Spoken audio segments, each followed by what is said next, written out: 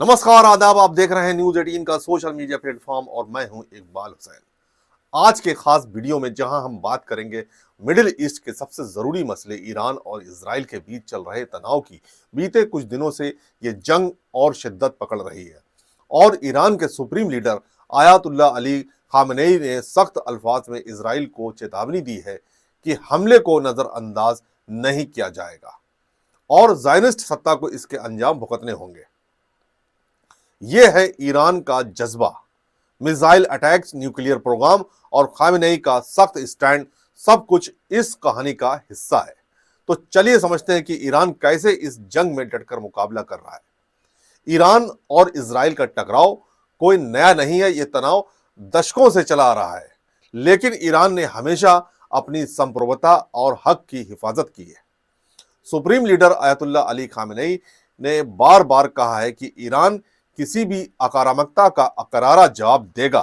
13 जून 2025 को इजराइल ने operation rising line के तहत ईरान के न्यूक्लियर साइट्स और मिलिट्री बेस पर हमला किया, जिसमें कई टॉप कमांडर्स और साइंटिस्ट मारे गए। लेकिन खामेनेई ने साफ कह दिया, शहीदों के खून को नहीं भूलेंगे और ईरानी हवाई क्षेत्र का उल्लंघन बर्दाश्त नहीं करेंगे। जवाब में ईरान ने ऑपरेशन ट्रू प्रॉमिस 3 लॉन्च किया, जिसमें तेल अवीव, हाइफा और बेयर शेवा पर 150 से ज्यादा बैलिस्टिक मिसाइलें और ड्रोन दागे।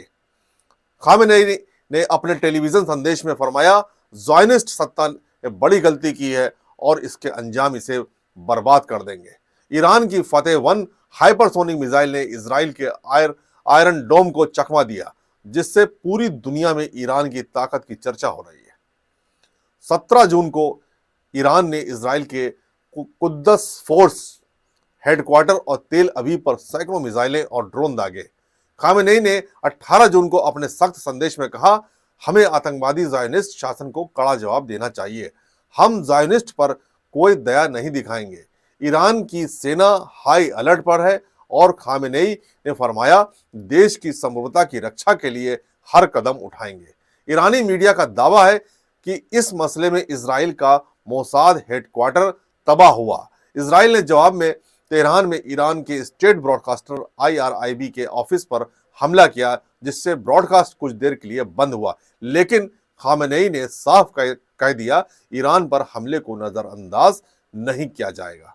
तेहरान के पालेस्तीन स्क्वायर में हजारों लोग जमा हुए, जिन्होंने इजराइल के खिलाफ नारे लगाए और अपने शहीदों के लिए दुआ की। ये दिखाता है कि ईरान की जनता अपने लीडर के साथ मजबूती से खड़ी है। इजराइल के हमलों में ईरान में 224 लोग शहीद हुए, जिसमें 70 औरतें और बच्चे शामिल हैं। दूसरी तरफ ईरान के मिसाइल हमलों में इजराइल में 10 लोग मारे गए और 100 से ज्यादा जख्मी हुए। हाइफा में एक पावर स्टेशन तबाह हुआ, जिससे इजराइल की रिफाइनरीज बंद हो गई। खामेनेई ने कहा, ज़ायनिस्ट सत्ता को भुगतने होंगे अंजाम और ये हमले उसका सबूत है। तेहरान में करीब 1500 कश्मीरी स्टूडेंट, ज्यादातर मेडिकल स्टूडेंट, फंस गए हैं। इजराइल के हमलों ने रिहायशी इलाकों को नुकसान पहुंचाया, जिससे पानी और इंटरनेट की किल्लत है। लेकिन ईरान ने इन स्टूडेंट्स की सिक्योरिटी के लिए अपनी सेना तैनात की है, जो उसकी इंसानियत को दर्शाता है। भारत सरकार ने आर्मेनिया के रास्ते इन्हें निकालने की कोशिश शुरू की है। अभी इसके बारे में हमारे पास कोई इन्फॉर्मेशन नहीं है। अभी जैसे मैंने बोला कि आपको देना है, फिर उसके बाद हमारे पास कोई इन्फॉर्मेशन नहीं है कि फाइनल डेस्टिनेशन का क्या रोल है। इसमें मैक्सिमम स्टूडेंट्स जो है जम्मू कश्मीर से हैं और 10 to 12 among 110 वो रेस्ट हैं इंडिया के। While we, the students of Urmia University, we are incredibly relieved to be safe, but our thoughts are with the students of Tehran. No doubt they are being relocated to the safer places, but I request on behalf of the parents to the Government of India and to the Embassy of India to evacuate them as soon as possible from Tehran. My special regards to the Government of India and the Embassy of India, who are working relentlessly, tirelessly and handling the logistics to ensure the safety of the citizens of India. We, the students of Urmia University, are the first-hand witnesses of how the government and the embassy are determined to protect the lives of the citizens of India. Pakistan के defence minister Khwaja Asif ने कहा, हम हर मुश्किल में Iran के साथ हैं। 21 मुस्लिम मुल्कों ने इजराइल की निंदा की। खामेनेई ने चेतावनी दी है कि ईरानी हवाई क्षेत्र का उल्लंघन बर्दाश्त नहीं करेंगे और सजा मिलेगी। रूस और चीन ने डिप्लोमेटिक सपोर्ट दिया, लेकिन सैन्य मदद का ऐलान अभी नहीं हुआ है। भारत का ईरान और इजराइल दोनों के साथ बैलेंस रिलेशन है, लेकिन चाबहार और ऑयल सप्लाई के लिए ईरान जरूरी है। 16वें ब्रिक्स समिट में पीएम मोदी ने ईरान के राष्ट्रपति मसूद पेजेश्कियन से मुलाकात की और ट्रेड बढ़ाने पर जोर दिया। भारत को डी एस्केलेशन की अपील करते हुए ईरान की सॉवरेनिटी का सपोर्ट करना चाहिए। अगर ईरान हॉर्मुज स्ट्रेट को ब्लॉक करता है तो ग्लोबल ऑयल सप्लाई में 20 से 30% डिसरप्शन हो सकता है। ये ईरान की स्ट्रेटेजिक ताकत है जो उसे इजराइल और अमेरिका के खिलाफ बार्गेनिंग पावर देती है। खामेनेई ने साफ कहा, किसी भी हमले का करारा जवाब हम देंगे। ईरान की फतेह 1 हाइपरसोनिक मिसाइल, जिसकी स्पीड 16,000 से 18,500 किलोमीटर पर घंटा है, इजराइल के डिफेंस सिस्टम्स को चकमा दे सकती है। 17 से 18 जून को ईरान ने 370 से ज्यादा मिसाइलें और ड्रोन दागे, जिससे इजराइल को भारी नुकसान हुआ है।